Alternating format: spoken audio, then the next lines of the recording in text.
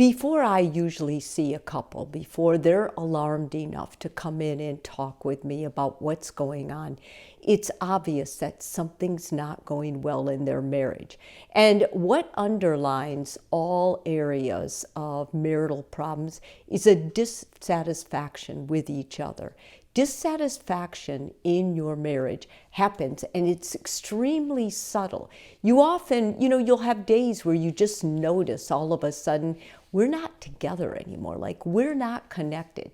And I think we're so busy with the kids, with our lives, that oftentimes, even though we notice this, we don't make a point to stop it, to start addressing it, to talk to our partner about it. We hope it'll go away. We blame other things for it. I've been distracted at work, or, my mother's ill, so that's been taking up a lot of my time. And dissatisfaction in marriage, in and of itself, I think it happens in most marriages. But couples talk about things. They come together and they're like, I've been feeling like we're not on the same page lately. Can we go out? Can we talk about this? But for those couples who aren't good at or just aren't comfortable addressing awkwardness or tough topics in their relationship, they have a harder time. And it's especially difficult for those couples who used to always be together. Everything they did in life, they were together. And then they start noticing, one of them especially will notice, it just feels like we're not on the same page. We're not intimate anymore, or, we just can't communicate. There's subtle things that you can look for if you're feeling dissatisfied in your marriage, and I'm going to give you those. Now, I want to remind you, dissatisfaction is not being unhappy in your marriage. Dissatisfaction is not being disgruntled or disappointed. It's just more about, our marriage, we're such a good team, we should be creating something more than this. Like, we rarely see each other, we're rarely together, we're rarely connected.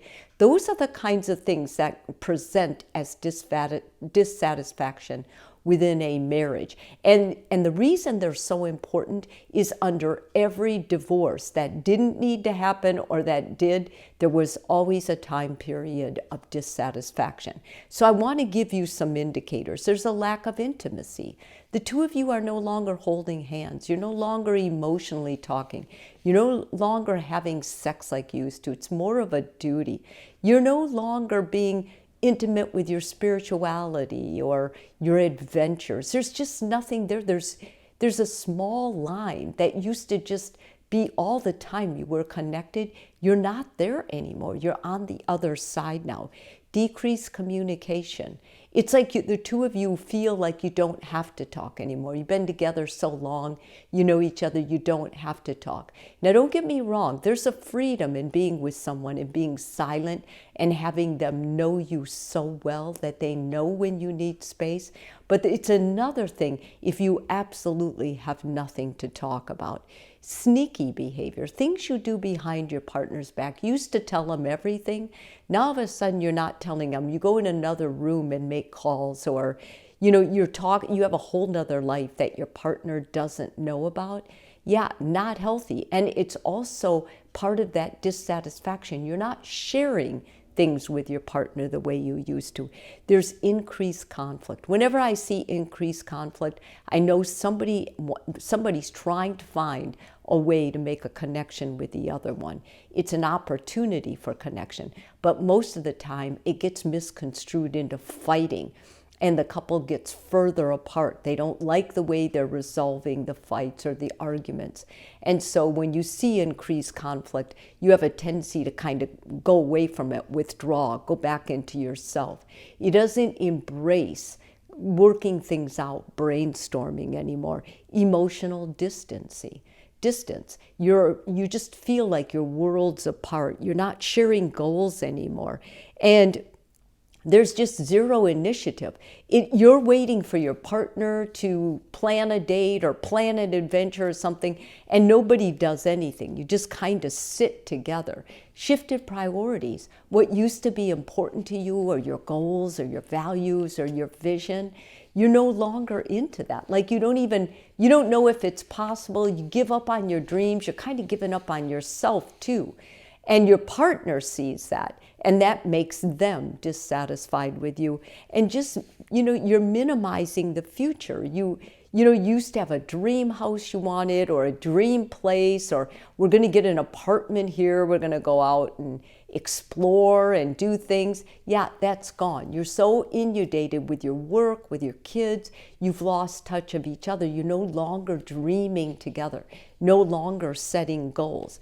The importance of that is that's such an indicator, because when couples, the majority, divorce, even though they probably didn't need to divorce, the reason they cite is nothing in common, or we've grown apart. It happens in this stage when you start being dissatisfied in your marriage.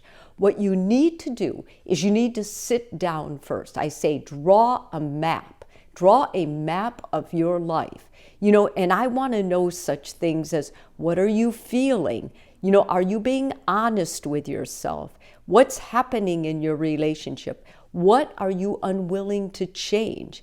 Are you spending less time? And if you are, what are you filling that time with? Are you making a commitment to each other? Are you connecting? When you make a comment, how does your partner respond? I want all of this in your map. I want you to have a map of when this started, what you contributed, because whatever you contributed, a therapist can easily work with, and let's make a better plan. Let's improve your map and see if that improves the interaction between the two of you. Have an honest conversation. Now, this is really important. You find a time when the two of you are quiet, and you ask your partner how they're feeling in the relationship. What's going on for them?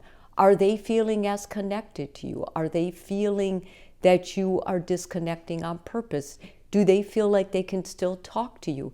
Do they feel like they want to share with you? What is happening on their point of view? And do not get defensive. Remember, you're going to take the initiative and make this meeting happen. So you are collecting data. You are being curious. You are asking questions. And who better to evaluate what they're feeling than your partner telling you what they're feeling? And then, if it's open, you can tell them how you're feeling. You can embrace them. You can tell them, I feel the same way. From here, it's important that you take action and you change things. You make time for your relationship. This is the more you talk with your partner, the more they say, we're just not together. Well, then it's obvious. The one thing you guys need is you need quality time together. You may even say, well, we work together. Of course we're together. Working together is not quality time. It's work.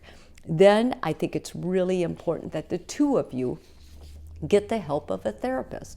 That's going to help open things up, make it more possible for you to actually work it out.